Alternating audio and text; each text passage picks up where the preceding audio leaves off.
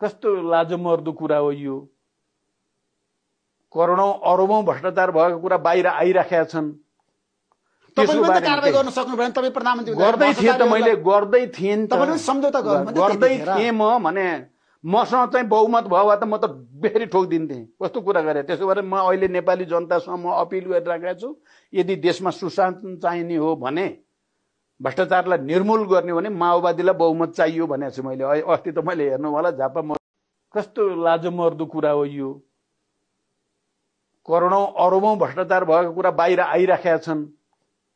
तपाईले पनि कारबाही गर्न सक्नु भएन। तपाई प्रधानमन्त्री गर्दै थिए त, मैले गर्दै थिएँ नि त। तपाईले पनि सम्झौता गर्नु गर्दै थिएँ म भने मसँग चाहिँ बहुमत भयो भए त म त बेरी ठोकिदिन्थेँ। कस्तो कुरा गरे। त्यसो भएर म अहिले नेपाली जनतासँग म अपिल गरिरहेको छु, यदि देशमा सुशासन चाहिने हो भने, भ्रष्टाचारलाई निर्मूल गर्ने हो भने माओवादीलाई बहुमत चाहियो भनेको छु मैले। अस्ति त मैले हेर्नु होला झापा।